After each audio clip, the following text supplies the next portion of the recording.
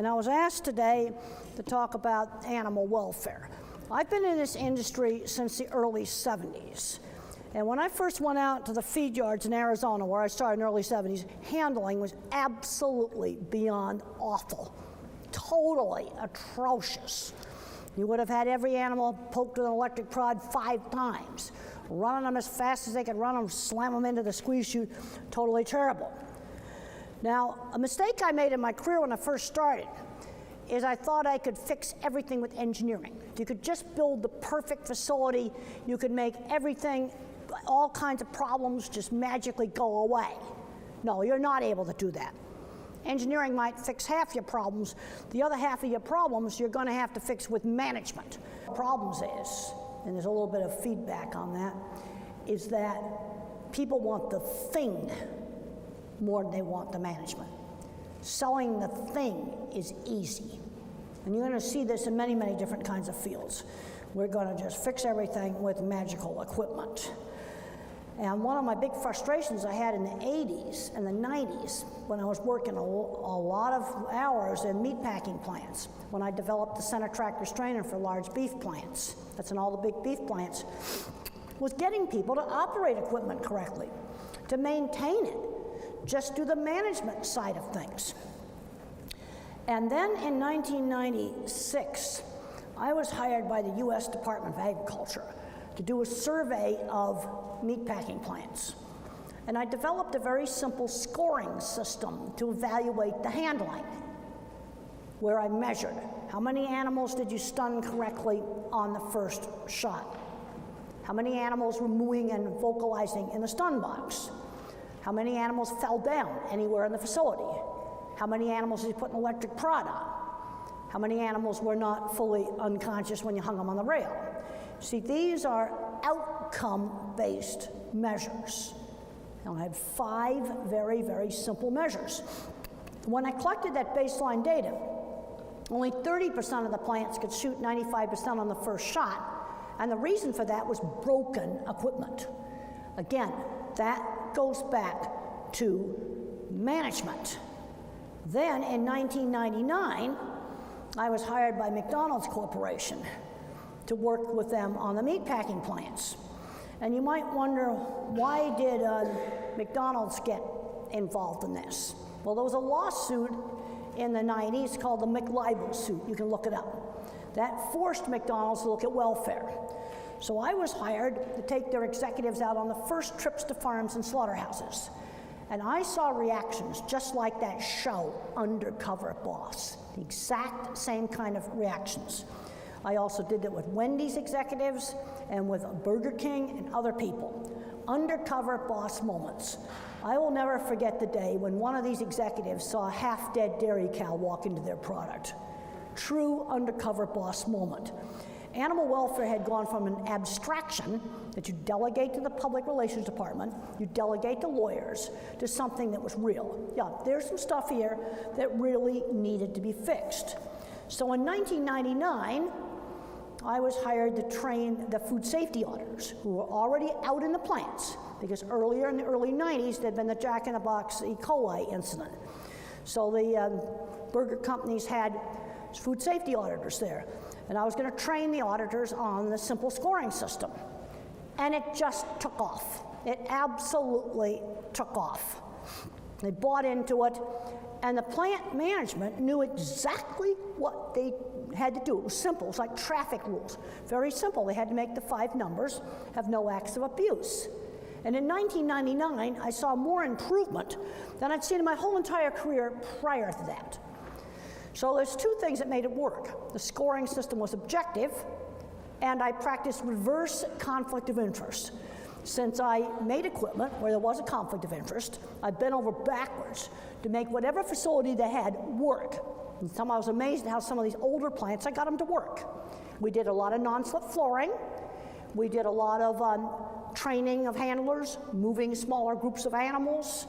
Lighting changes, it's amazing what you can do with lighting.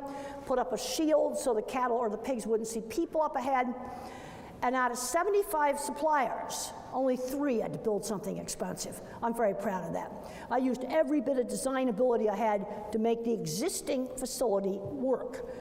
But when you have a big buyer behind something, you can really make change. But I didn't go in there and shove equipment down their throat. No, I absolutely did not do that. Now today, we have objective scoring for handling, BQA. You've got Ron Gill and other people doing all kinds of workshops.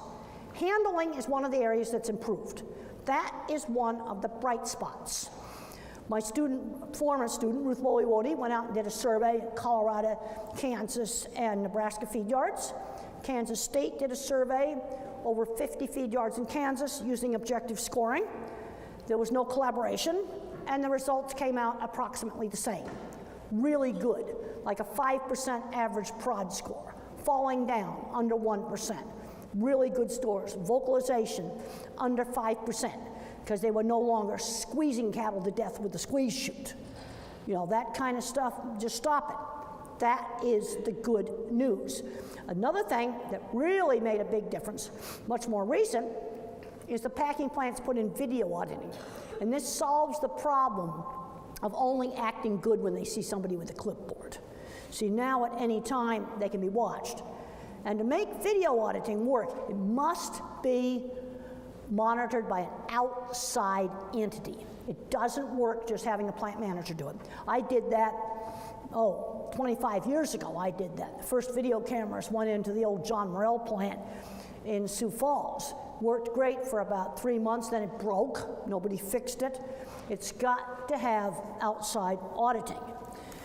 Now, one of the advantages we have on working on fixing handling is you can usually do it without spending a lot of money. It's pretty much a management thing. You're not changing totally how you do things.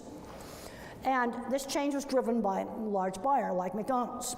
And what I have found is the slaughter plants were much easier to fix than some of the production systems. Whole lot easier to fix. Boy, did I find out when I got outside the slaughter plants. Now, when I see a welfare issue now at a slaughter plant, it's something I've got to fix at the farm. You know, the beef quality audit has shown that lameness has gotten better. Maybe some of the dairy cows have gotten better, but there's still some dairy cows coming in very, very bad condition. But it's something that has to be fixed at the farm. Now, the first thing that a producer has to do is make sure you're not going to have something where it's going to make a really bad video online. You cannot escape it. Don't think you can escape it, because you cannot escape it. You don't want to be doing anything that you wouldn't want to have photographed by phone and put up online. Now, the next step in working on some of the production stuff is we can use some objective scoring for production things. Now, the approach I'm using to this is the critical control point approach, similar to food safety. You've got to figure out what are the really important things to measure, because you can't measure 500 things. It's sort of like traffic rules, things like speeding and stopping violations and drunk driving. Those would be big critical control points. And so let's just take a dairy, for example. Lameness. Lameness got up to 25% because nobody measured it. And then in Wisconsin, when Nigel Cook and his associates started measuring it, they dropped it down to 13%. Because you manage what you measure. You can measure body condition score. Okay, sows, for example, pigs, they got little bumps down their back, they're too skinny. I like really simple things. She's either got bumps or she doesn't have bumps. On dairy cattle, I can look at leg lesions, swollen legs. One of my former students, Wendy Fullwider, came up with a very, very simple scoring system. Normal, hair loss, swelling smaller than a baseball, and swelling larger than a baseball, and you score the worst leg. And there was a big, big, big difference between well-managed bedding and poorly managed bedding. I can score how many dirty, filthy animals I've got. You see, these are outcome measures, not telling you how to build the dairy. Then I can measure bruises at the meat packing plant. As a handling measure, on poultry, I can measure broken wings. What are some of the things I can measure for the chicken house that I can measure at the plant? Breast blisters, hawk burn, dirty birds, foot pad lesions. In fact, I have a paper online that I presented this summer at the ICOMS meeting on animal welfare indicators that I can easily measure at the slaughter plant. Handling scoring, we already talked about that. And let's have a simple measure for heat stress. Cattle at rest should breathe with the mouth shut, period. It's that simple. That is a scientifically validated measure.